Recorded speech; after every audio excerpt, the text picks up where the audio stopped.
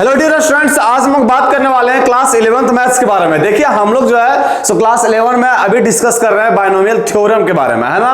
Binomial theorem का कुछ मतलब उसका एक्सपेंशन कैसे एक्सपेंड किया जाता है ये चीज जान लिए थे, और जनरल टर्म कैसे डिफाइन किया जाता है ये चीज जान लिए थे। आज उसी को प्रोसीड करेंगे। आज हम लोग जानेंगे कि मिडिल टर्म कैसे फाइंड करते हैं, और हम लोग जो है सो हम लोग एक्सपेंड में ये चीज जाने थे कि अगर हम fifth term from the beginning पूछे तो ये चीज तो बता देंगे, लेकिन वहीं अगर fifth term from the end पूछे तो वो कैसे बताएंगे, वो चीज जानेंगे। तो चलिए बिना लेट के स्टार्ट करते हैं आपके अपने प्यारे से YouTube चैनल ब्राइट फ्यूचर पे। आते हैं सबसे पहले हम लोग जानते हैं आज के क्लास में क्या जानते हैं मिडिल टर्म के बारे में, कि मिडिल टर्म कैसे डिफाइन करते हैं हम लोग। किसके बारे में जानते हैं? Middle term. मिडिल टर्म को कैसे फाइंड आउट किया जाता है उसके बारे में जानेंगे। मिडिल टर्म तो देखिए किसी भी एक्सपेंशन, कोई भी एक्सपेंशन लिखा हुआ है, उस एक्सपेंशन में अगर आपसे पूछे कि मिडिल टर्म कैसे फाइंड किया जाता है तो उसके बारे में जानेंगे। तो देखिए सबसे पहले तो ये जानिए मिडिल टर्म है कोई सा भी एक्सपेंशन लिख लेते हैं, जैसे हम एक्सपेंशन या जनरल लिख लेते हैं x प्लस ए के पावर n, x प्लस ए के पावर n। इसका हमको मिडिल टर्म फाइंड करना है ना। इसका जो है सो हमको मिडिल टर्म फाइंड करना है।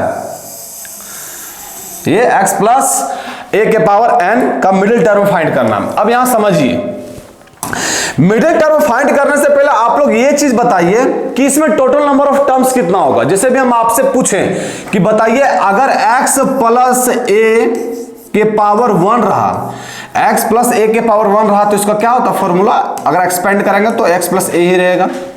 अगर वहीं अगर x प्लस ए का पावर 2 रहा तो क्या होता है x स्क्वायर प्लस का 2ax और प्लस का ए स्क्वायर, ये होता है एक्स स्क्वायर प्लस का 2ax और प्लस का ए स्क्वायर।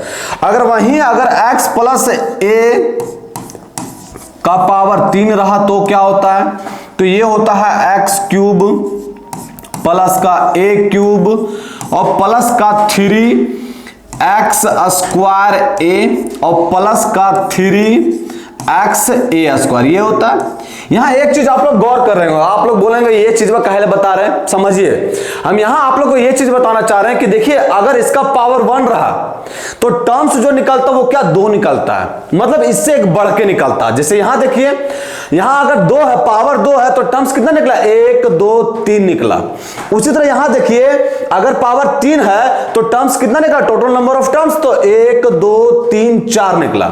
मतलब ये चीज आप लोग को ये चीज समझ में आ गया कि अगर यहां जैसे x प्लस ए के पावर n लिखा हुआ है, अगर हमसे कोई पूछे कि टोटल नंबर ऑफ टर्म्स कितना होगा तो एक बढ़ा के मतलब n प्लस 1 टर्म्स होगा ना। देखिए यहां सब चीज में दिख रहा है, यहां 1 था तो 2 आया, 2 था तो 3 आया, 3 था तो 4 आया, इसी तरह प्रोसीड करते जाता है। तो जैसे यहां अगर हम आपसे पूछे कि यहां टोटल नंबर ऑफ टर्म्स कितना होगा, तो यहां टोटल नंबर ऑफ टर्म्स अगर हम आपसे पूछे इस एक्सपेंशन में total number of terms, total number of terms इसको ऐसे घेर दीजिए, है ना।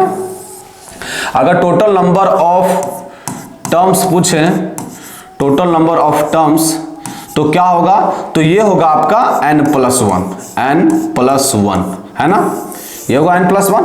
मतलब हम लोग एक चीज पता कर लिए कि किसी भी एक्सपेंशन में अगर हमसे पूछे कि टोटल नंबर ऑफ टर्म्स क्या होता है तो हम लोग इजीली फाइंड कर सकते हैं। जो लिखा हुआ है पावर में उससे 1 बढ़ा दीजिए, वही आपका टोटल नंबर ऑफ टर्म्स निकलता है। यहाँ n था, n प्लस 1 कर दिए, मेरा टोटल नंबर ऑफ टर्म्स निकल गया। अब आप सोच रहे हो कि क्या गुरुजी आप मिडिल टर्म बता रहे हैं और कहां घसीट के लेते जा रहे हैं, आप यहाँ टोटल नंबर ऑफ टर्म्स निकाल रहे हैं। वो इसलिए बता रहे हैं कि अब आएगा इसका यूज। जैसे आप देखिए यहाँ n जो है सो 2 ही पॉसिबिलिटी हो सकता है, या इवन हो सकता है या ऑड हो सकता है। अभी तो हम लोग रैशनल इरेशनल के बारे में आप लोग को बताए थे हम कि यहां जो पावर में n होगा ये आपका पॉजिटिव इंटीग्रल होगा, है ना, पॉजिटिव इंटीग्रल। इसमें नेगेटिव अभी फिलहाल के लिए 11वीं क्लास में हम लोग को नेगेटिव या रैशनल इरेशनल के बारे में नहीं पढ़ना है। यहां n जो है तो हमेशा पॉजिटिव इंटीजर ही होगा।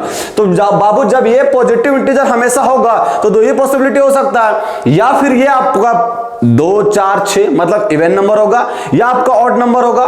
इसके तीसरा पॉसिबिलिटी तो कोई है नहीं। तो देखिए पहलका में देखिए कि अगर if n is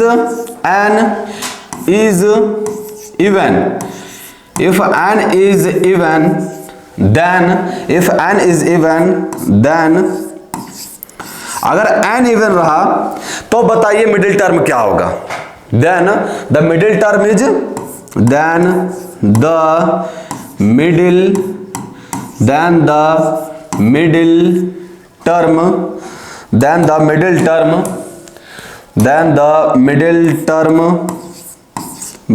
term is. अब देखो बाबू, अब समझने वाली बात है कि इसमें जो है अगर n इवन रहा तो मिडिल टर्म क्या होगा। अब बात को समझिए, अगर n इवन रहा तो बाबू total of number of terms होगा कितना। जैसे मान लीजिए अभी हम आपको तुरंत अभी क्या बताएं कि total of number of terms क्या होता है, जो यहाँ n लिखा हुआ रहता है, यहाँ जैसे पावर में n है उससे एक प्रेसिडेंट मतलब एक बढ़ा के कर दीजिए, वही मेरा टोटल नंबर ऑफ टर्म्स निकलता है। हम क्या बोल रहे हैं यहाँ कि n जो से इवन रहा तो इवन मान लिए हम 4 रहा, क्या मान लिए 4 रहा, यहां n के जगह पर 4 मान लिए, तो टोटल नंबर ऑफ टर्म्स कितना निकलेगा अगर बच्चा लोग, तो टोटल नंबर ऑफ टर्म्स 4 + 1 5 निकलेगा। अब बता, जब नंबर 1 मेरा ऑड बन गया तो अगर मिडिल टर्म पूछेंगे तो एक एक ना होगा बीचे वाला। याद रखिएगा, क्या याद रखना है कि अगर जब भी नंबर ऑड बने तो हमेशा मिडिल टर्म एक ही निकलता है। देखिए बाबू, 3 रहा तो मिडिल टर्म ये बीच वाला निकला, 5 रहा तो मिडिल टर्म ये निकला, मतलब हमेशा ऑड के केस में मिडिल टर्म एक ही निकलता है ना। अगर वही इवन रहता, जैसे ये 4 रहा तो मिडिल टर्म 2 निकलेगा बाबू, है ना बाबू। इवन रहा तो मिडिल टर्म 2 निकलेगा, और अगर ऑड रहा तो इवन टर्म 1 निकलेगा। तो n अगर इवन रहा तो मिडिल टर्म क्या निकलेगा, 1 निकलेगा। अच्छा, मिडिल टर्म वो होगा क्या, तो वो होगा मेरा n/2 + 1th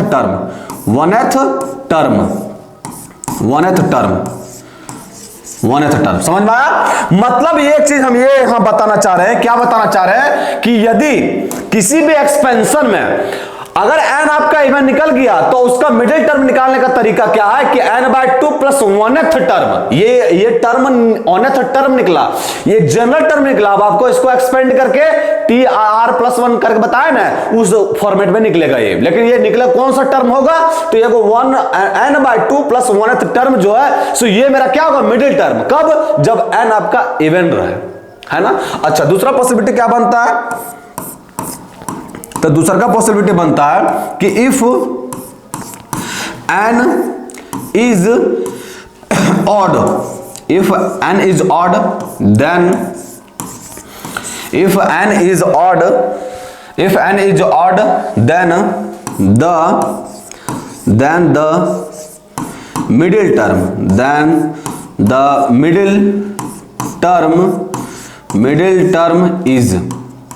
then the middle term is। अब बताइए यहां मिडिल टर्म क्या होगा, मिडिल टर्म इज इजी रहने दीजिए। If n is odd then the middle term is. अब अगर n ऑड रहा तो मिडिल टर्म क्या होगा, अभी हम आपको तुरंत बताएं कि अगर n ऑड रहा तो टोटल नंबर ऑफ टर्म्स निकालेगा तो वो इवन बन जाएगा, क्योंकि उससे एक बड़ा मतलब उससे एक आगे होता है। जैसे 3 रहा, मान लीजिए n की जगह पर हम ले लिए 3, वो मेरा ऑड नंबर है तो 3 लिए, तो अगर टोटल नंबर ऑफ टर्म्स पूछे हम आपसे तो क्या निकल जाएगा, 4 निकल जाएगा, 4 निकलेगा ना। अब इस केस में आपसे पूछे बाबू कि बताइए मिडिल टर्म क्या होगा, तो 2 मिडिल टर्म निकलेगा, है ना।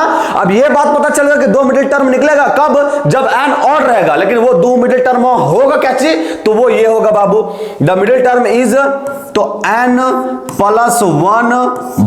1/2th term, 2th and n + 3/2th term, 2th term. ये चीज समझ में आ गया, यहां तक कोई दुख तकलीफ नहीं होना चाहिए। क्या बताएं सो आराम से समझ में, इसमें कंफ्यूज बच्चे क्या होते हैं वो भी बताते हैं अभी हम। जैसे देखिए, हम आप लोग को ये चीज हल्का सा दिक्कत कर रहा होगा, क्या दिक्कत कर रहा होगा कि ये गुरुजी हमको समझ में नहीं आ रहा है कि अगर n इवन रहा तो आप यहां एक ही मिडिल टर्म क्या लिख रहे हैं, अगर n यहां ऑड रहा तो यहां मिडिल टर्म 2 कैसे हो जा रहा है। याद रखिएगा बाबू, मिडिल टर्म ये n को देख के जज नहीं कर सकते आपको हमेशा टोटल नंबर ऑफ टर्म्स निकालना होगा। जब टोटल नंबर ऑफ टर्म्स निकालिएगा तभी बता सकते हैं कि मिडिल टर्म में कितना निकलेगा। जैसे यहां n आपका इवन रहा लेकिन टोटल नंबर ऑफ टर्म्स वो आपका ऑड बन जाएगा, क्योंकि टोटल नंबर ऑफ टर्म्स क्या होता है कि उससे एक बढ़ा के, जैसे n आपका इवन रहा 4 लीजिए, 6 लीजिए, 8 लीजिए, कुछ भी लीजिए, लेकिन जैसे ही उसमें एक ऐड करेंगे तो मेरा ऑड नंबर बन जाएगा। अब जब ऑड नंबर बनेगा तो उस केस में आपसे पूछेगा कि मिडिल टर्म कौन सा होगा, तो मिडिल टर्म से जो भी होगा वो होगा एक ही, तो यहां एक ही रहा। उसी तरह यहां देखिए एन अगर और रहा तो इस केस में तुरंत नहीं बता देना आपको कि इसमें मिडिल टर्म एक ही आएगा ना, टोटल नंबर ऑफ टर्म्स निकालना पहले। तो टोटल नंबर ऑफ टर्म्स निकालेंगे तो वो किस में कन्वर्ट हो जाएगा, ऑड है तो इवन में। और जब इवन में कन्वर्ट हो गया और अब आपसे पूछे कि टोटल क्या बोलते हैं उसको, मिडिल टर्म में क्या होगा, तो आप कैसे बताइएगा कि मिडिल टर्म जो है कुछ भी होगा लेकिन दो होगा, दो मिडिल टर्म होगा, है ना। तो ये दो मिडिल टर्म आ गया, कोई दिक्कत यहां तक। अभी जो है फिलहाल हम इस स्लाइड में आप लोग को बताएं कि क्या बताएं कि टोटल नंबर ऑफ टर्म्स कैसे निकाला जाता है, और दूसरा चीज आप लोग को यह बताएं कि इवन मिडिल टर्म कैसे निकालते हैं। अगर एन इवन रहा तो मिडिल टर्म कैसे निकलेगा, और अगर एन ऑड रहा तो मिडिल टर्म कैसे निकलेगा, ये चीज पता चल गया। कोई दिक्कत यहां तक, एकदम दिक्कत नहीं होना चाहिए। अब आते हैं लास्ट टॉपिक में, आप लोग को एक्सपेंड जो होता है नॉर्मल वो बता दिए, जनरल फॉर्मेट बता दिए, और ये मिडिल टर्म वाला बता दिए। अब आते हैं हम लोग क्या चीज, क्या जैसे हम लोग ये चीज तो पता है कि अगर fifth term from the beginning बोले तो तुरंत निकाल देंगे, लेकिन भैया अगर fifth term from the and बोले तो दिक्कत हो जाएगा। तो क्या यहां जानते हैं कि फ्रॉम द एंड, कोई सा भी nth term from the and कैसे जानते हैं, या rth term from the and कैसे होता है वो जानते हैं। तो सब देखिए, सबसे पहले आप ये बताइए हमसे, अगर हम आपसे पूछे बाबू इसी एक्सपेंशन आपको यही रहने दीजिए, एक्सपेंशन जो आपका वही है ना, x प्लस ए के पावर n, एक्सपेंशन क्या है तो x प्लस ए के पावर n, यही एक्सपेंशन है ना। जब x प्लस ए के पावर n एक्सपेंशन है बाबू, तो हम अगर आपसे पूछे, क्या पूछे कि आप हमको ये बताइए कि लास्ट टर्म इसका क्या होगा, इसका लास्ट टर्म क्या होगा। तो लास्ट टर्म कैसे निकालते हैं, आप लास्ट टर्म क्या होगा उससे पूछ रहे बाबू।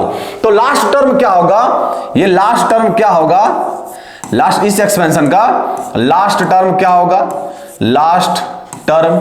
तो लास्ट टर्म क्या होगा बाबू, तो लास्ट टर्म होगा इसमें एक प्लस, मतलब n प्लस 1th टर्म होगा लास्ट टर्म, है ना।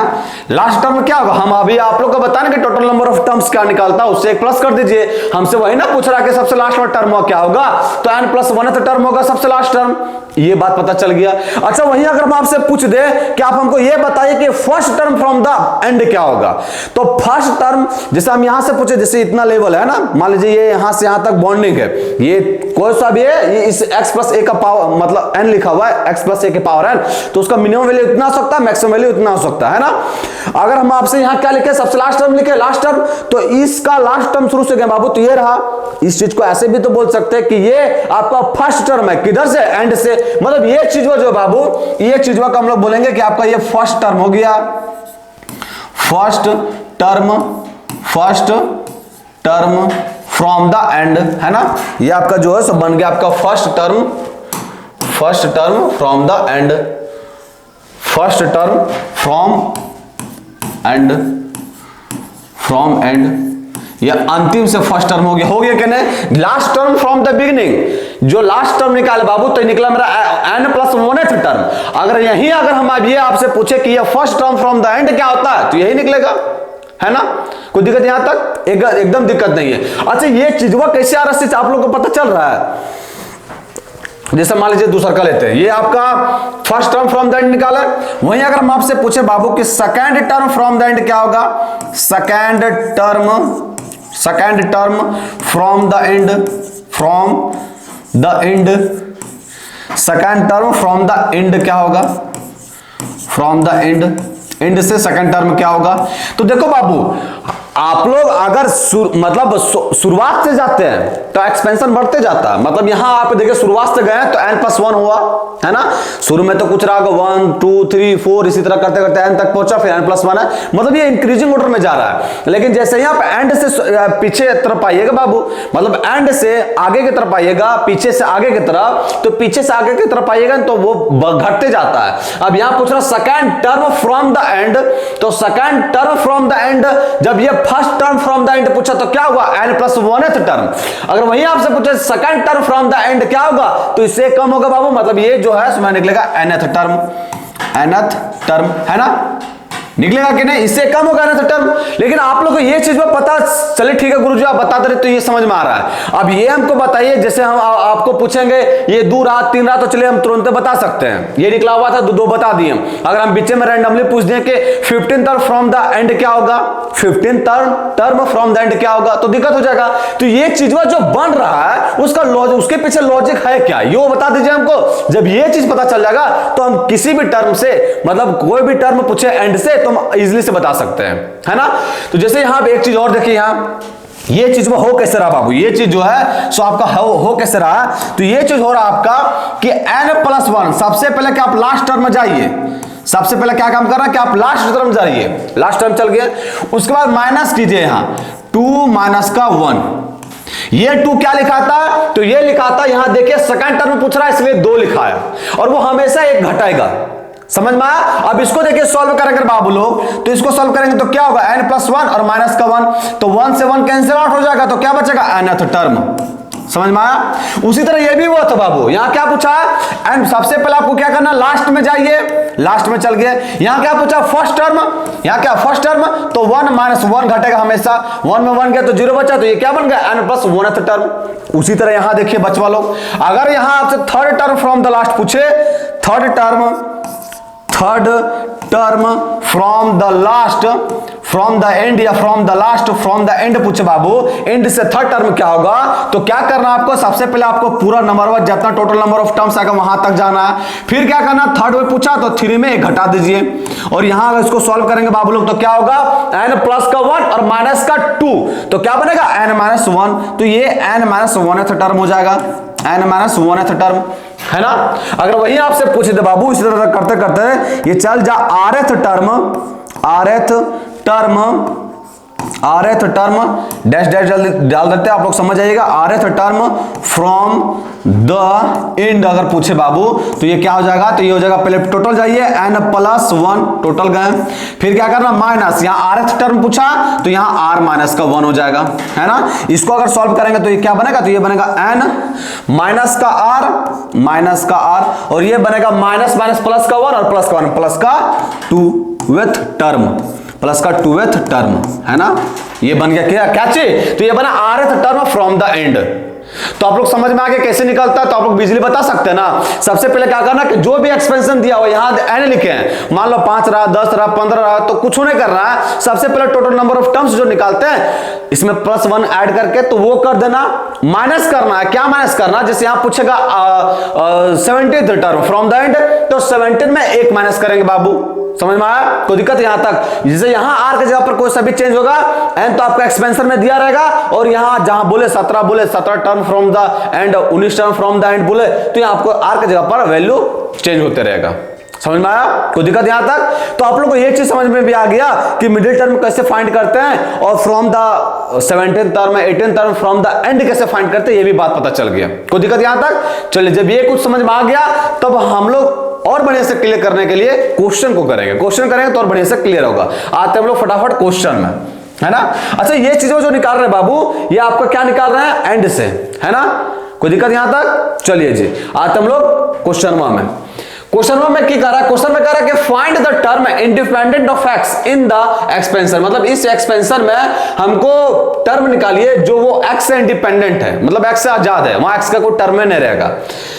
तो सबसे पहले इसको हम लोग, अब हमको तो पता नहीं है कि कौन सा टर्मो आजाद है x का, तो क्या मान लेते हैं, जनरल टर्मो लिखते हैं। जनरल टर्मो कैसे लिखते हैं, tr+1 यही लिखते हैं ना, tr+1। इसको कैसे एक्सपेंड करते हैं, तो n(CR), n के जगह पर क्या है 6, तो यहां लिख दिया 6CR। फिर क्या होता है, तो फिर होता है आपका x क्या है 3x² बाय 2 के पावर में n-r, तो n क्या 6 और ये हो गया माइनस का r, है ना। फिर क्या होता है आपका, यहां देखिए यहां माइनस है बाबू, तो माइनस जैसे रहा तैसे आपको यहां एक चीज कर देना शुरू में, ताकि ज्यादा आगे दिक्कत ना हो। ये r+1 इज इक्वल टू क्या कर देना, -1 का पावर r, है ना। ये चीज बताए होंगे आप लोग को, जब माइनस रहा तो -1 का पावर r कर दिए। ये रहा आपका x, तो x के पावर n-r कर दिए। और अगर यहां a है बाबू, तो a क्या लिखा हुआ 1/3x, तो 1/3x के पावर क्या होता है r, तो r के जगह पर r ही है ना। अब इसको अगर सॉल्व करते हैं बाबू, -1 का पावर r करते हैं, ये हो गया -1 का पावर r, ये हो गया आपका 6CR, है ना। और ये हो गया आपका, इसको सॉल्व करेंगे तो ये क्या बनेगा, ये बनेगा 3 के पावर 6 माइनस का r, और फिर बनेगा x, 2 से मल्टीप्लाई करेंगे तो 2 छक 12 माइनस का 2r, और डिवाइड में आपका बनेगा 2 के पावर 6 माइनस r। ये क्या बनेगा, तो ये बनेगा यहां डिवाइड में बनेगा 3 के पावर r और x के पावर भी r बनेगा। इसको और सॉल्व कीजिए, इसको और सॉल्व करेंगे तो ये क्या बनेगा, -1 का पावर r, ये क्या है 6CR, तो 6CR ही होगा। अब यहां देखिए इसको ऊपर लेके जाएंगे तो ये क्या बनेगा, ये -R हो जाएगा, मतलब ये बन जाएगा 3 के पावर 6 माइनस का 2R, ये ऊपर जाएगा तो -R ही होगा। अब इसको ऊपर भेजेंगे तो क्या बनेगा, तो ये बनेगा x के पावर 12 और माइनस का 3R बनेगा, तो ये हो जाएगा माइनस का 3R, -R होगा तो -2R -R और डिवाइड में क्या हो जाएगा, तो डिवाइड में मेरा हो जाएगा 2 के पावर 6 माइनस का R। ये नॉर्मली इस एक्सपेंशन को कैसे एक्सपेंड किया जाता है वो चीज बता दिए। अब बात आती है कि क्वेश्चनों में क्या कह रहा है कि आप हमको ऐसा टर्म निकाल के देखिए, बताइए जो x से स्वतंत्र है बाबू, इंडिपेंडेंट ऑफ x है। अब इंडिपेंडेंट ऑफ x का क्या मतलब है कि x के पावर 0 है, तो तभी ना होगा कि इसका मतलब इसको हमको एक करना है, इसको एक करना, x के पावर 0 है तभी एक होगा, इसका मतलब ये जो पावरवा है वो 0 के इक्वल है। इंडिपेंडेंट का तो मतलब यही है, तो ये जब 12 माइनस का 3R जो है सो आपका चूंकि 12 माइनस का 3R जो है 12 माइनस का 3R ये आपका 0 के इक्वल है। अब बताइए यहां से अगर हम R का वैल्यू निकालेंगे तो क्या निकलेगा, 3 चौका 12, 4 निकलेगा ना, ये उधर चला गया 3 से कटेगा तो 3 चौक 12, 4 निकल गया। अब कुछ नहीं, ये 4 निकला तो 4 वैल्यू में पुट कीजिए बाबू, ये वैल्यू जो दिया हुआ है उसमें पुट कीजिए, जो निकाले हैं तो T4 + 1 इज इक्वल टू, यहां क्या होगा -1 का पावर 4, फिर क्या लिखा हुआ 6C4 और फिर आपका क्या है 3 के पावर 6 माइनस का डाट लिख दे रहे हैं, 6 माइनस का 4 पुट करेंगे तो 4 दूनी का 8, तो 6 माइनस 8 क्या होगा -2, यहां -2 लिख दिए। फिर देखिए यहां क्या लिखा हुआ, ये तो आपका 0 हो जाएगा, 12 माइनस का 12 ये तो 0 हो जाएगा, 1 बनेगा, क्योंकि हमको बचा ही ऐसा टर्म्स जो x से स्वतंत्र हो। नीचे क्या बनेगा, तो नीचे बनेगा 2 के पावर 6 माइनस का 4 मतलब 2 बनेगा, है ना। अब इसको हल्का से एक्सपेंड कीजिए, ये 3 के पावर -2 है बाबू, इसको हम ऊपर नीचे लेता है तो ये बन गया हमारा 3 के पावर 2, है ना। कीजिए इसको सॉल्व, -1 का पावर इवन नंबर है तो ये हो जाएगा 1, इसको एक्सपेंड करेंगे तो क्या होगा, तो ये बनेगा 6, 5 और 4 फैक्टोरियल तो आपका कट जाएगा, और 6 में 5 जाएगा तो क्या बचेगा 2 लिख दिए नीचे। इसको सॉल्व कीजिए तो 2 के पावर 2 मतलब ये हो गया 4 गुना में, और ये क्या होगा 3 का स्क्वायर 9, या इसको 3 गुने 3 कर दीजिए, है ना, कर दिए ऐसा। अब देखिए 3 दूना का 6 से 6 कैंसिल आउट हो गया, और यहां क्या बना 5/4 का 12, तो 5/12 जो है बाबू वो मेरा हो गया आंसर। मतलब हमसे क्वेश्चन क्या पूछा हुआ था, तो हमसे पूछा हुआ था क्वेश्चन क्या क्वेश्चन पूछा हुआ है कि आप हमको वैसा टर्म बताइए जो x इस एक्सपेंशन में x इंडिपेंडेंट हो। तो वो टर्मो तो मेरा क्या निकला, तो टर्मो निकला 5 बाबू, टर्म मेरा 4 + 1 5 निकला, लेकिन वो 5वां टर्म निकला, वो 5वां टर्म है क्या, तो 5वां टर्म है मेरा 5/12। समझ में आया क्वेश्चन में कोई दिक्कत नहीं होना चाहिए बाबू, बहुत इजीली क्वेश्चन था, इजी क्वेश्चन था, है ना। चलिए जब ये क्वेश्चन समझ में आ गया तो मूव करते हैं हम लोग फटाफट नेक्स्ट क्वेश्चन में। कोई दिक्कत है ना, है एकदम दिक्कत नहीं होना चाहिए। आते हम लोग नेक्स्ट क्वेश्चन में। नेक्स्ट क्वेश्चन में क्या कर रहा है, तो नेक्स्ट क्वेश्चन कर रहा है कि find the coefficient of a के power 4 in the product of इतना इनटू इतना यूजिंग बाइनोमियल थ्योरम। मतलब इसको सॉल्व करना, दोनों के गुना करना, और जहां a के पावर 4 रहा उसका कोफिशिएंट को त्रितरा के लाना, उसको सॉल्व करना और वही बताना है कि a के पावर 4 का कोफिशिएंट क्या हो सकता है ना। चलिए इसको एक्सपेंड करते हैं। तो चलिए सबसे पहले का लेते हैं, क्या लिखा है 1 + a के पावर 1 + 2a के पावर 1 + 2a का होल पावर 4 है।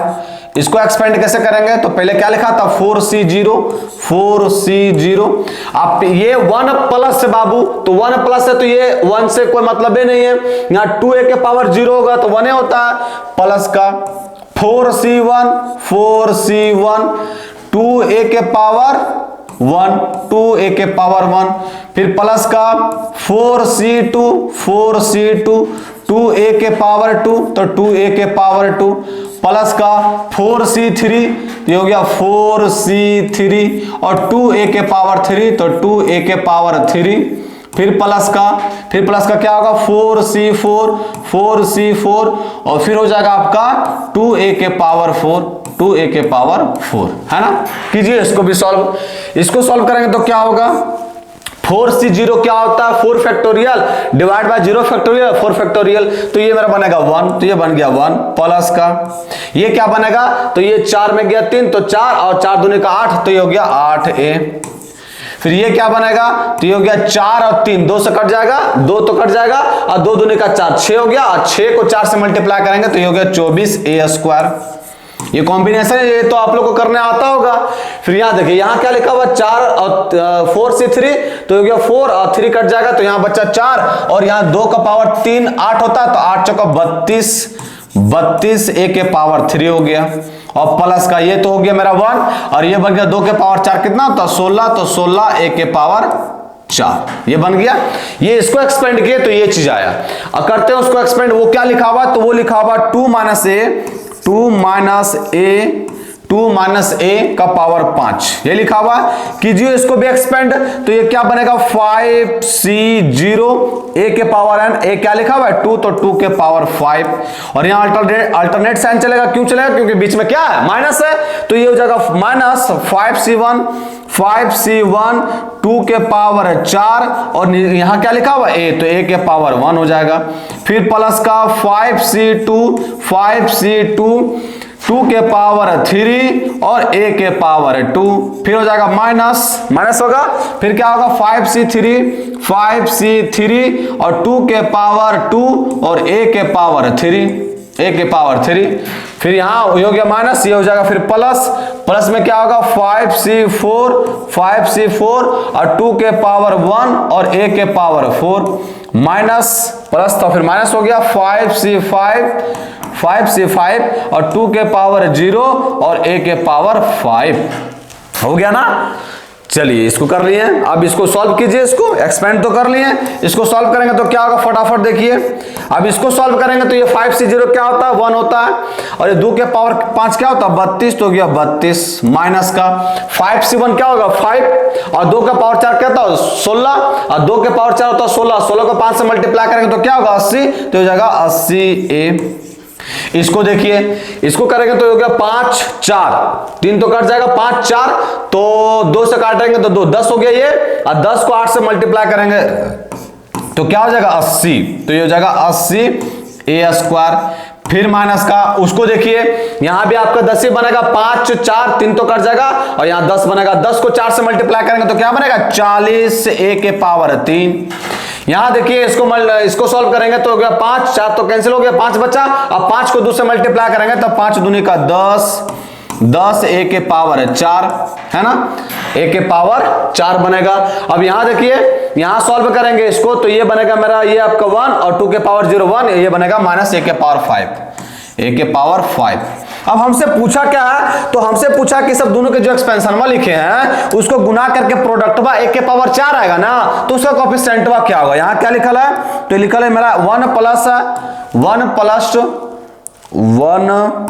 प्लस 2a के पावर 4 और इंटू कीजिए 2 माइनस a के पावर 5 को और इंटू करके आपका उसका कोएफिशिएंट लिखना है जिसका मतलब उस नंबर का कोएफिशिएंट लिखना है जो क्या हो a के पावर 4 बोला बाबू क्वेश्चन में। देखिए क्वेश्चन में क्या बोला है, तो क्वेश्चन में बोला है कि find the coefficient of the product, find the coefficient of a के पावर 4 इन द प्रोडक्ट। इस सब दोनों का गुना करने के बाद हमको उस नंबर का कोएफिशिएंट लिखना है जो क्या है a के पावर 4 का कोएफिशिएंट जो कीजिए। यहां देखिए, अब यहां देखिए ये तो हम निकाल लिए सब दोनों को गुना करके, अब इसको और इसको देखना हमको और दोनों का गुना करके देखना कि कहां a के पावर 4 आ रहा है, इसको देखना और इसको है ना, इसको देखना है और इसको देखना है। चलिए देखिए फटाफट इसको देखना है, इसको मिटा देते हैं है ना। चलिए अब 1 को किससे मल्टीप्लाई करें जो a के पावर 4 आए, तो इसको मल्टीप्लाई करेंगे तो यहां क्या होगा प्लस का 10 ये हो गया 10। फिर यहां क्या 8a तो a के पावर 3 से मल्टीप्लाई करेंगे तो a के पावर 4 हो जाएगा, तो a के पावर 3 है क्या यहां है, जब इसको इससे मल्टीप्लाई करेंगे तो क्या होगा माइनस 8 चौका 32 मतलब माइनस का 320। हमको तो a के पावर 4 लिखा है क्योंकि उसी का कोएफिशिएंट पूछ रहा हमसे। फिर यहाँ क्या 2 है a के पावर 2 तो a के पावर 2 यहाँ, अब इसको इससे मल्टीप्लाई करेंगे कोएफिशिएंट से तो क्या होगा, तो ये आपका तो 0 हो जाएगा और ये 8 से मल्टीप्लाई करेंगे तो 8 चौका 32 का 2 है ना, 8 चौका 32 का 2 3 बचा हासिल और 8 दूनी 16 और 3 क्या हो गया 19 कोई दिक्कत यहां तक? फिर यहां क्या लिखा हुआ है, तो 32 a के पावर 3 है, इसको किससे मल्टीप्लाई करेंगे, a से, इससे मल्टीप्लाई करेंगे, इससे मल्टीप्लाई करेंगे तो क्या होगा माइनस, इससे मल्टीप्लाई करेंगे तो माइनस प्लस साइन आएगा, और 8 को इससे मल्टीप्लाई करेंगे तो क्या होगा 8 दूनी का 16, बीच में तो जीरो आएगा नीचे, फिर करेंगे तो 8 दूनी का 16, 8 दूनी का 16 और 8 तिया 24 और 1 25, 2560 हो गया। और फिर इसको किससे मल्टीप्लाई करेंगे, जो 1 के पावर 4 हो, तो कांस्टेंट हुआ से सिर्फ कांस्टेंट हुआ क्या 32 है ना कांस्टेंट हुआ, तो 32 जब कांस्टेंट हुआ तो 32 को 16 से मल्टीप्लाई करेंगे तो क्या होगा, तो 32 को 16 से मल्टीप्लाई करेंगे तो मेरा आएगा 16 दूनी का 32, तो 32 का 2 है ना, 16 दूनी का 32, 32 का 2 हासिल बचा 3 और 16 तिया 48 और 3 कितना हो गया 51, ये 512 आ गया। अब इसको सॉल्व कीजिए फटाफट, एडिशन लॉ को सबको ऐड कर दीजिए, यहां 10 है, यहां 1920 है और यहां 512 है, ऐड करेंगे तो यहां देखिए 2 है और इसमें इकाई में 2 ही है, तो यहां 2 लिख दिए, यहां देखिए 1 है, 1 और 2 3 हो गया, 3 और 1 ये 4 हो गया, 4 लिख दिए यहां। फिर यहां क्या 5 है, 5 और 9 कितना हो गया 14, 14 का 4 हासिल बचा 1 और 1 और 1 कितना हो गया 2, फिर माइनस कीजिए, अब इस सब दोनों को ऐड करेंगे तो यहां 0 और यहां 0 तो 0 हो गया, यहां 6 और 2 8 हो तो 6 2 8 हो गया, यहां 5 और 3 8 है तो ये हो गया 8 और यहां 2 का 2 है तो 2 कर दिए। अब इसको सॉल्व करेंगे तो क्या होगा, तो 10 में 2 जाएगा तो क्या बचेगा 8, तो यहां लिख दिया 8 है ना, 10 में 2 जाएगा तो 8 बचेगा। फिर यहां क्या लिखा हुआ है 7 होगा यहां, तो 7 में 4 जाएगा तो क्या बचेगा 3, तो 3 लिख दिए यहां। फिर यहां क्या बचा 8 में 4 जाएगा तो क्या बचेगा 4, और ये है क्या माइनस में, माइनस का 438 ऐड करिए, 8 2 10, 4 3 7 1 8 और 4 4 8 और 2 1 2 है ना, 2 1 2 है ना, तो क्या आ गया माइनस का 438। कितना आसान था, देखिए कुछ नहीं करना था हमको, सिर्फ ये करना था कि सब दोनों के एक्सपेंड करना था, जब एक्सपेंड करने के बाद आ गया ना तो बस रिजल्ट में आ गया मेरा, और सिंपली हमको वहां देखना था उसका कोफिशिएंट लेना था जो 1 के पावर 4 बना रहा हो, तो 1 के पावर जो 4 बना रहा है उसका कोफिशिएंट के गुना किए तो ये चीज आ गया। अब उसको आगे सॉल्व कर दिए फर्दर तो मेरा क्या गया माइनस 438। समझ में आया, बिल्कुल समझ में आया होगा, कोई दिक्कत नहीं हुआ होगा, इजी क्वेश्चन था। चलिए इसी के साथ मूव करते हैं नेक्स्ट क्वेश्चन में, लेवल वाला क्वेश्चन आते हैं है ना, ये तो बच वाला क्वेश्चन हुआ है।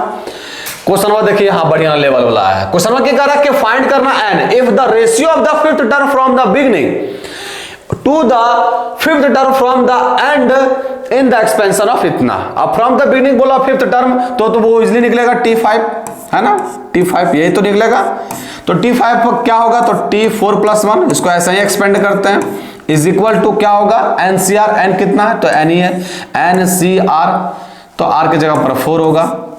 यहां क्या लिखा हुआ 2 के पावर 1/4, इस चीज को ऐसा लिख सकते हैं ना 2 के पावर 1/4, तो 2 के पावर 1/4 n - r तो n - का 4। b क्या है तो 1/3 के पावर 1/4 के पावर r, तो r में क्या मेरा 4 लिख दिए। कोई दिक्कत यहां तक, एकदम दिक्कत नहीं होना चाहिए।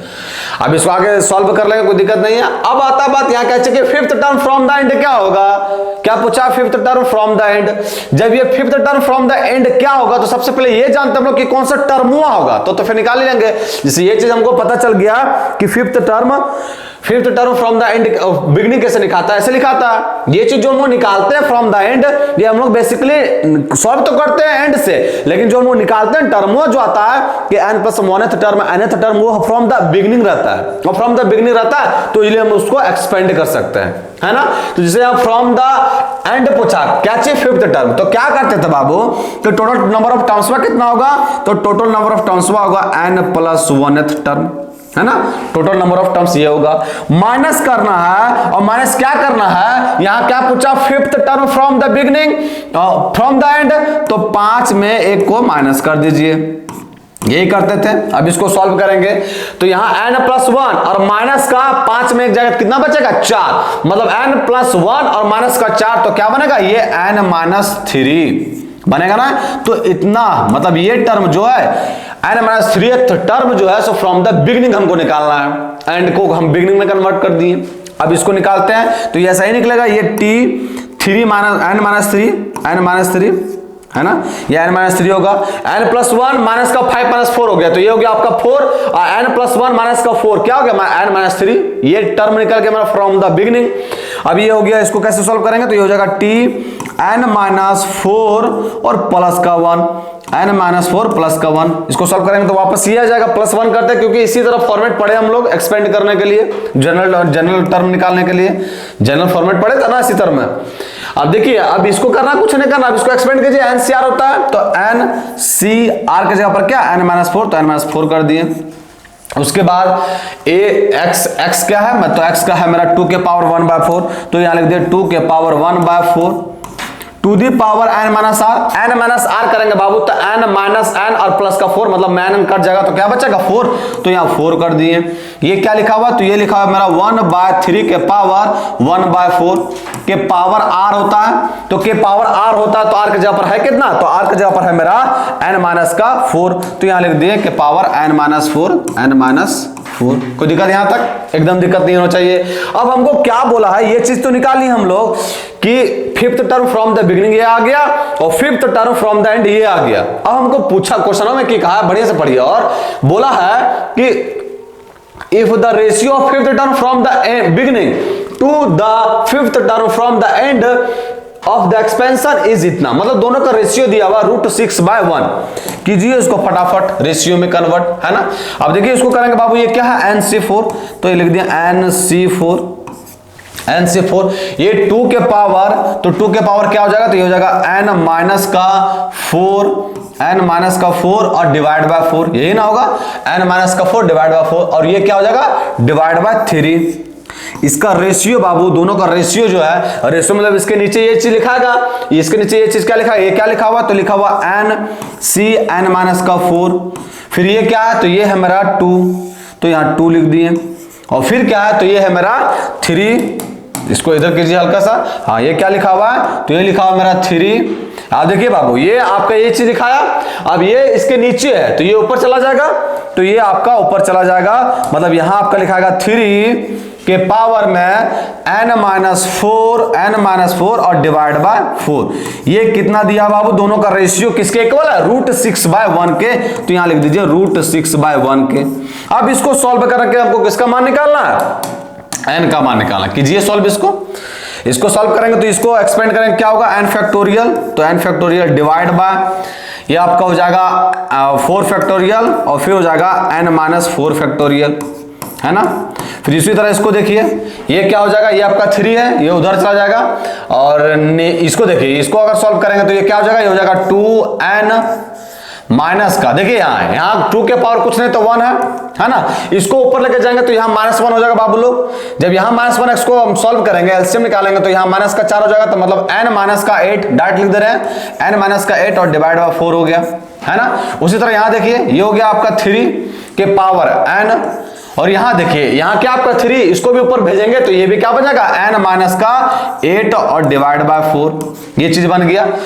इसका और इसका काम खत्म हो गया, इसका भी काम खत्म, इसका भी, इसको करेंगे एक्सपेंड, तो ये बनेगा मेरा सॉल्व करेंगे इसको तो क्या बनेगा n फैक्टोरियल, और ये बन जाएगा आपका n-4 फैक्टोरियल, और इनटू में क्या बनेगा, तो इसको घटाएंगे तो क्या बनेगा 4 फैक्टोरियल इज इक्वल टू, तो इज इक्वल टू में क्या होगा, तो इज इक्वल टू में होगा √6/1, इज इक्वल टू में क्या होगा √6/1। अब जो चीज कट रहा फटाफट काटिए बाबू, जो चीज कट रहा काटिए, ये 4 फैक्टोरियल से 4 फैक्टोरियल कैंसिल आउट हो गया, n-4 फैक्टोरियल से n-4 फैक्टोरियल कैंसिल आउट हो गया, n फैक्टोरियल से n फैक्टोरियल कैंसिल आउट हो गया। कीजिए सॉल्व आप इसको आगे, अब कुछ करना ही नहीं है, n का वैल्यू डायरेक्ट निकाल देना। कैसे निकलेगा तो देखिए, यहां देखिए क्या लिखा हुआ 2n-r 2 के पावर n-8/4, और यहां भी वही चीज लिखा हुआ 3 के पावर n-8/4। अगर दोनों का पावर सेम रहा बाबू तो दोनों के बेस को मल्टीप्लाई कर सकते हैं, तो 3 दूना का हो गया 6, और ये हो गया मेरा n-8 और डिवाइड बाय 4, ये किसके इक्वल है √6/1 के, मतलब ये हो गया 6 के पावर 1/2। अब यहां देखिए 6 के पावर n-8/4 है, और यहां 6 के पावर 1/2 है, मतलब इसका पावर बाय दोनों इक्वल हो जाएगा n-8 और डिवाइड बाय 4 जो है सो आपका इक्वल हो जाएगा 1/2 के, होगा ना। ये 2 दूनी का 4 कट गया, और यहां से अगर हम n का वैल्यू निकालेंगे तो क्या निकलेगा 8 और 2 10, है ना।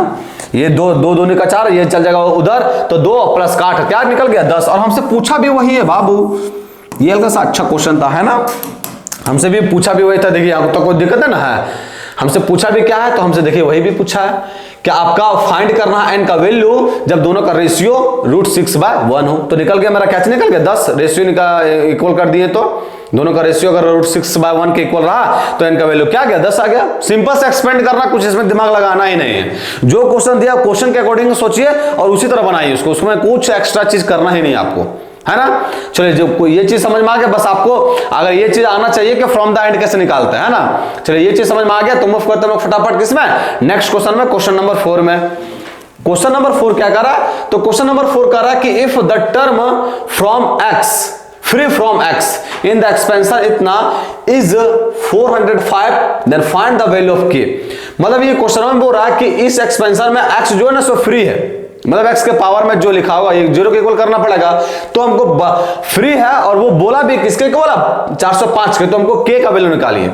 अब इसको पहले एक्सपेंड करते हैं, जनरल टर्म लिखते बाबू, क्या लिखते हैं general term tr+1, general term से ही चलते हम लोग। NCR n है कितना, तो n पहले माइनस है बाबू, तो -1 का पावर r करिए पहले, तो -1 का पावर r, फिर NCR तो n है मेरा 10 और CR, फिर a के जगह पर क्या है तो √x, तो यहां हो जाएगा √x के पावर n माइनस r, मतलब हो जाएगा 10 माइनस का r, और फिर क्या होगा तो b, तो b के जगह पर क्या हो जाएगा k/x², तो k/x² के पावर r, तो r के जगह पर यहाँ r लिखाएगा, है ना। कोई दिक्कत यहाँ तक, एकदम दिक्कत नहीं होना चाहिए। अब इसको सॉल्व कीजिए, पहले इसको सॉल्व करेंगे तो ये हो जाएगा -1 का पावर r, -1 का पावर r, ये हो गया आपका 10 अब देखिए यहाँ है x के पावर, समझिएगा ये क्या लिखा हुआ है, तो ये लिखा हुआ 10 माइनस का r और डिवाइड बाय 2, है ना। पावर के इसका x का पावर 1/2 हो जाएगा, तो ये हो जाएगा 10 x के पावर 10 माइनस r बाय 2, और यहाँ क्या होगा बाबू, तो यहाँ आपका हो जाएगा k के पावर 2, k के पावर r, k के पावर r और डिवाइड बाय x के पावर 2r। अब इसको ऊपर लेते जाए बाबू, पहले इसको यहां लिख लिया है, इसको ऊपर लेके जाएंगे तो यहां क्या हो जाएगा, तो यहां जो है हमारा हो जाएगा -2r, है ना, -2r हो जाएगा। ये चीज जो है यहां -2r होगा, इसको ऊपर लेके जाएंगे तो -2r होगा, तो -2r कर दिए। अब इसको सॉल्व करेंगे बाबू, तो यहां क्या होगा, हम अकेले नहीं, अगर आप लोग समझ में आएगा ना आप लोग को, दिक्कत नहीं करेंगे, एकदम दिक्कत तो नहीं होना चाहिए, लेकिन फिर भी आप लोग को सहूलियत के अनुसार नेक्स्ट स्टेप में कर देते हैं, क्योंकि हो सकता है दिक्कत, है ना। जैसे इज इक्वल टू ये हो जाएगा आपका -1 का पावर r, ये हो जाएगा 10cr, तो 10cr कर दिए, और ये हो गया x के पावर, यहां हल्का सा देखिए ये आपका 10 माइनस का r और डिवाइड बाय 2 है बाबू, इसको ऊपर लेके जाएंगे तो -2r बनेगा ना। अब एलसीएम लेंगे तो ये क्या होगा, 2 दूनी का 4, तो 10 माइनस का 5r बाय 2 होगा, तो यहां डाट वही लिख देते हैं 10 माइनस का 5r और डिवाइड बाय 2 बनेगा ना, और ये हो गया आपका k के पावर r, ये कर दिए। हमको क्वेश्चन में क्या बोला कि ये जो है सो फ्री फ्रॉम किससे, x से फ्री है बाबू, इसका मतलब जो आपका लिखा है ना 10 माइनस का 5r और डिवाइड बाय 2 जो ना ये 0 के इक्वल है ना, तब है ना फ्री है। अब यहां से अगर हम r का वैल्यू निकालेंगे बाबू, तो ये उधर चला जाएगा, ये तो 0 हो जाएगा, 5r बराबर 10 है, तो r बराबर क्या हो जाएगा 2। जब r का वैल्यू 2 निकल गया तो अब आप फिर से क्वेश्चन पढ़िए, जब r का वैल्यू 2 निकल गया तो क्या बोला क्वेश्चन में, तो क्वेश्चन में बोल रहे हैं बाबू कि if the term free from x in the expansion of इतना is 405 then find the value of k। अब ये जो एक्सपेंशन में निकाले हैं ये, तो r के जगह पर अगर हम पुट करेंगे तो ये r के जगह पर पुट होगा तो ये हो जाएगा 2 प्लस का 1 इज इक्वल टू, ये किसके इक्वल हो जाएगा -1 के पावर r, -1 के पावर r के जगह पर क्या 2, ये हो गया 10c2, और फिर ये क्या हो गया, ये तो 0 बन जाएगा, और k के पावर 2। अब ये बोला बाबू क्वेश्चनों में फ्रॉम क्वेश्चन में की बोल रहे हैं, फ्रॉम क्वेश्चन लैंग्वेज हल्का फुल्का अपने ऐड कर दीजिएगा ताकि एग्जामिनर खुश हो जाए, है ना। फ्रॉम क्वेश्चनों में क्या बोले कि ये चीज बाजू, ये तो 1 बन गया, तो ये जो 10c2 लिखे हैं गुरुजी और k², ये किसी और के नहीं 405 के इक्वल है, वही बोला है। देखिए फिर से क्वेश्चन पढ़िए, ये क्या बोला क्वेश्चन में, क्वेश्चन पढ़ना बढ़िया से समझना है उसको। क्या बोला, if the term free from x दिन द एक्सपेंशन ऑफ इतना इज 405। बोला ना बाबू कि आप एक्स का मतलब ऐसा टर्म जो एक्स से फ्री है, इंडिपेंडेंट है, तो वो उसका वैल्यू दिया हुआ 405 दिया हुआ, तो हमको के का वैल्यू निकालने बोल रहा है, तो यहाँ 405 के इक्वल कर दिया। इसको एक्सपेंड करेंगे तो ये क्या हो जाएगा, तो 10 गुने 9 8 तो कट जाएगा और नीचे आपका आ जाएगा 2, ये हो गया आपका के स्क्वायर और इज इक्वल टू 405। काटिए फटाफट, फरसा से काटिए एकदम, है ना, तो फरसा से काटिए। ये हो गया 2 बच्चे का 10, 2 10 कर दिए। ये फिर आपका 5 से कटेगा तो 5 8 का 40 और 5 एकम 5, है ना। ये 9 से कटेगा 9 9 81। और अगर यहां से आप के का वैल्यू निकालेंगे तो के का वैल्यू क्या निकलेगा, तो के का वैल्यू निकलेगा प्लस माइनस का 3, प्लस माइनस का 3 है ना। के स्क्वायर इज इक्वल टू 9 है, तो के का वैल्यू प्लस माइनस का 3 हो गया और के का वैल्यू ही निकालने बोल रहा हमसे। कितना आसान था क्वेश्चन, समझ में आया। कोई क्वेश्चन में कुछ लोचा था, कुछ नहीं था बाबू, खाली क्वेश्चन में समझना था बढ़िया से कि कह रहा है क्वेश्चन में और हमको वहां तक अप्रोच करना कैसे है ना। क्वेश्चन में और कुछ है ही नहीं था इसमें, है ना। चलिए जब ये को समझ में आ गया तो मूव करते हम लोग नेक्स्ट क्वेश्चन में, क्वेश्चन नंबर 5 में। क्वेश्चन नंबर 5 क्या कर रहा है, तो find the coefficient of 1/x के पावर 17 इन द एक्सपेंशन। अब इस एक्सपेंशन में 1/x के पावर 17 के कोएफिशिएंट फाइंड करने बोल रहा है ना। तो इसको पहले एक्सपेंड करते हैं ये जनरल टर्म से, तो होगा T R plus 1 is equal to फटाफट एकदम -1 का power r n C R 15 C R A, तो ए क्या है, x के पावर 4 के पावर n माइनस आर करेंगे तो क्या होगा, तो n माइनस का n कितना 15 माइनस आर और नीचे क्या b, तो b के पावर r मतलब x के पावर 3 और डिवाइड बाय क्या r हो जाएगा, है ना। अब देखिए इसको सॉल्व करेंगे तो ये हो जाएगा -1 का पावर r, ये हो जाएगा 15 सी आर और फिर ये क्या बन जाएगा, तो ये बन जाएगा x के पावर गुना कीजिए इसको 15 चौका 60 और माइनस का 4r और ये हो जाएगा आपका 1/x के पावर 3r, है ना। इसको ऊपर लेके चल जाएगा बाबू, तो ये क्या बन जाएगा माइनस का 3r, तो यहाँ डायरेक्ट लिख देते बाबू, समझदार तो है ही आप लोग इतना, तो यहाँ डायरेक्ट लिख देते हैं माइनस का 7r, क्या देते हैं माइनस का 7r। अब हमसे क्वेश्चनों में क्या बोला है कि आप उसका कोएफिशिएंट निकालिए, किसका कोएफिशिएंट निकालना है 1/x के पावर 17 का, मतलब ये x के पावर -17 का कोएफिशिएंट निकालने बोल रहा है। मतलब ये चीज जो है ना 60 माइनस का 7r जो है वो किसके इक्वल होना चाहिए, -17 के। 1/x के पावर 17 का क्या मतलब है, x के पावर माइनस का 17 उस -17 के इक्वल होना चाहिए, उसका कोएफिशिएंट निकालिए। अब यहां से बाबू ये हो गया मेरा 7r को उधर भेज दिए तो प्लस में 7r हो गया और इसको इधर तिरतिराग लेता है तो 60 और 10 70 और 7 77 हो गया, मतलब r का वैल्यू यहां से निकल गया बाबू, तो r का वैल्यू क्या निकला, तो r का वैल्यू निकला 7 से डिवाइड करेंगे तो क्या होगा 11 से 77 तो 11 निकल गया मेरा किसका r का वैल्यू ये निकल गया हमको। अब क्या करना, आप कुछ नहीं करना, जब r का वैल्यू निकल गया तो उसमें पुट कीजिए, उसका कोएफिशिएंट निकालना है बाबू लो। तो आप अक्रम x में बार बार करना नहीं हमको, है ना, हमको उसका कोई करना नहीं, ये हमको टी आर प्लस 1 पूछा है, तो टी आर प्लस 1 तो r तो निकल गया 11, तो ये 11 प्लस का 1 है ना, 11 प्लस का 1 मतलब -1 का पावर 11 और ये क्या हो जाएगा, ये हो जाएगा 15 सी 11। इसमें तो छेड़छाड़ करना ही नहीं हमको, क्योंकि हमको तो उसका कोएफिशिएंट पूछा है। अब ये हो जाएगा आपका माइनस, इसको सॉल्व करेंगे तो हो जाएगा 15 14 13 12 11 से कट जाएगा, ये 12 13 14 15 और डिवाइड बाय ये 15 में 4 जगह 11 जगह तो कितना बचेगा 4, तो 4 बचेगा तो हो जाएगा आपका 4 3 और 2, है ना। काटिए इसको, ये हो गया 4 तिया का 12 तो से 12 कैंसिल हो गया, 2 से काटेंगे तो 2 सती का 14 14 13 सती 91 हो गया। यहाँ क्या हो गया 13 सती का 91 है ना, 7 का 21 और 7 दोनों 13 सती 91, 15 को 91 से मल्टीप्लाई करेंगे तो क्या होगा माइनस का 15 कम 15 का 5 बाकी में 1 और 15 9 135 है ना, 15 9 135 और 1 136, ये हो गया 1365। कोई दिक्कत यहां तक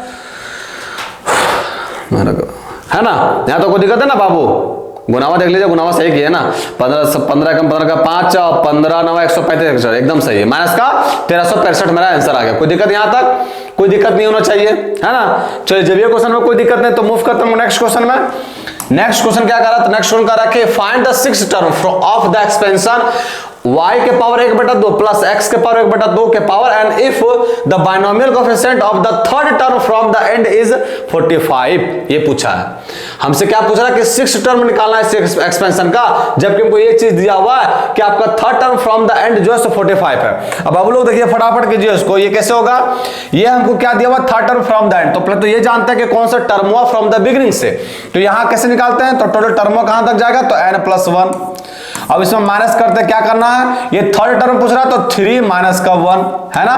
अब इसको सॉल्व करेंगे तो क्या बनेगा, ये n प्लस का 1 और ये हो जाएगा माइनस 3 माइनस 1 क्या होता है 2, तो n+1 और माइनस का 2, तो n+1 और माइनस का 2 मतलब n माइनस का 1th टर्म, ये n माइनस 1th होगा, ये हो जाएगा n+1 और माइनस का 2 तो n-1 होगा ना।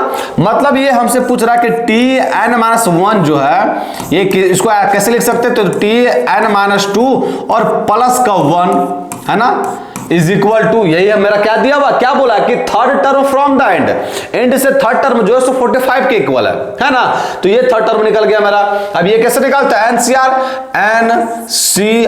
R के जगह पर मेरा क्या हो जाएगा n-2 है ना, और फिर क्या होता है y के पावर 1/2 के पावर n-r, जब n-r करेंगे तो क्या बचेगा 2, तो यहाँ 2 लिख दिए, इनटू में x के पावर 1/3 और r होता है ना, तो r क्या है, तो r है मेरा n-2, तो यहाँ लिख दिया n-2 है ना। कोई दिक्कत यहाँ तक, एकदम दिक्कत नहीं होना चाहिए। अब क्या करना है, तो अब हमको करना है बाबू, क्या करना है, तो हमसे ये पूछा है, ये क्या बोला है कि जो आपका कोफिशिएंट ऑफ थर्ड टर्म, जो ये थर्ड टर्म वो निकाला ना फ्रॉम एंड से, उसका आपको ये एक्स वाई से इक्वल लेना देना नहीं, इसका कोफिशिएंट जो है ना, तो ये किसके इक्वल है 45 के इक्वल, मतलब ये चीज जो लिखे हैं आप n-2 ये आपका किसके इक्वल है 45 के इक्वल। अब यहां से n का वैल्यू निकालिए, तो यहां जब n का वैल्यू निकलेगा कैसे निकलेगा, n फैक्टोरियल और ये n-2 तक जाएगा ना, तो n-2 तक जाएगा तो n इंटू में n-1 ये 2 फैक्टोरियल कैंसिल आउट हो जाएगा और नीचे बचेगा आपका n-2 फैक्टोरियल तो कैंसिल आउट हो जाएगा, इसको सब्ट्रैक्ट करेंगे तो नीचे बचेगा सिर्फ 2 इज इक्वल टू आपका 45। यहां से अगर n का वैल्यू नहीं निकाल सकते हैं, ये हो गया आपका n स्क्वायर माइनस का n और ये हो जाएगा माइनस का 45 दूनी का 90, इसको कीजिए फैक्टराइजेशन तो ये क्या बन जाएगा, तो ये बन जाएगा मेरा n माइनस का 10n प्लस का 9n और माइनस का 90 इज इक्वल टू 0, यहां भी आपका 0 के इक्वल होगा। इसको सॉल्व करेंगे तो ये क्या होगा, n जब कॉमन लिए तो क्या बना n माइनस का 10 और यहां जब प्लस का 9 कॉमन लिए बाबू लोग तो यहां क्या बना n माइनस का 10 किसके इक्वल हो गया 0 के इक्वल। यहां जो है सो n का वैल्यू निकल गया मेरा क्या चीज, तो n का वैल्यू निकल गया 10 और एक निकल गया मेरा n का वैल्यू माइनस का 9। अब माइनस 9 कभी भी पॉसिबल है क्या, कभी भी पॉसिबल है, क्योंकि हम आप लोग को हमेशा बताएं कि ये जो चुंदिया पर लिखा रहता है ना वो आपका हमेशा क्या चीज होगा, पॉजिटिव इंटीग्रल है ना। ये तो नेगेटिव आ गया, ये चीज तो पॉसिबल है नहीं, ये चीज आपका पॉसिबल है, मतलब n का वैल्यू मेरा क्या आ गया 10 आ गया, लेकिन हमको n का वैल्यू नहीं पूछा, हमसे पूछा क्या चाहिए, तो हमसे पूछा कि 6th term from of the expansion, मतलब इस एक्सपेंशन में छठवां टर्म क्या होगा। तो इस टर्म में जब छठवां टर्म पूछा बाबू, मतलब हमसे ये पूछा t6 क्या होगा, तो t6 नहीं निकाल लीजिएगा आराम से, t5 प्लस का 1, अब इसको बस NCR n पता होगा 10 CR अरे पूछा ना बाबू 6th term from the and, देखिए तो r के जगह पर मेरा क्या हो गया 5, फिर क्या है x के जगह पर या एक के जगह पर जो बोलिए, तो एक जगह पर क्या है, तो एक जगह पर है y के पावर 1/2, तो ये हो गया y के पावर 1/2 के पावर क्या होगा n माइनस r, तो 10 में 5 घटाएंगे कितना बचेगा 5 इंटू में x के पावर 1/3 है, तो x के पावर 1/3 के पावर r। अब इसको सॉल्व कीजिएगा, जो सॉल्व कीजिएगा आंसर आएगा वही मेरा निकल गया क्या चीज 6th term from the beginning. तो दिक्कत यहां तक एकदम दिक्कत नहीं हो जाए। देखिए ये चीज लंबा आप लोग को मतलब बारीकी से इसलिए बता रहे हैं और देर इसलिए लग रहा है आप लोग को, ताकि आप लोग को कभी कंफ्यूज ना हो कि क्वेश्चन समझ में आया कि नहीं, कने काम नहीं कर रहा, कोई मच्छर उछर बैठ गया कि समझ में आया, इसलिए आप लोग को सब एकदम बारीकी से करके देखना है बाबू, कोई दिक्कत नहीं होना चाहिए। चलिए मूव करते हैं हम लोग नेक्स्ट क्वेश्चन में। अब देखिए 2-4 को क्वेश्चन और रह गया, मतलब 2-4 को ना है 5 मतलब है 6-7 को क्वेश्चन रह गया, तो जो रेस्ट ऑफ द क्वेश्चन बचा बाबू उसको नेक्स्ट डे हम लोग क्लियर करेंगे है ना। आज तो काफी समय हो गया, आज हम लोग जान भी लिए कि मिडिल टर्म को कैसे फाइंड करते हैं, कोई सा भी टर्म फ्रॉम द एंड कैसे फाइंड करते हैं, और थोड़े बहुत क्वेश्चन भी किए, और जो क्वेश्चन बच गया उसको नेक्स्ट डे में हम लोग कंप्लीट करेंगे। तो आज के लिए इतना है, और आप लोग से रिक्वेस्ट है कि आप लोग एक वीडियो देखिए और क्वेश्चन को करिए है ना। है ना। तो आज के लिए इतना है, फिर मिलते हैं कल। जय हिंद बच्चों।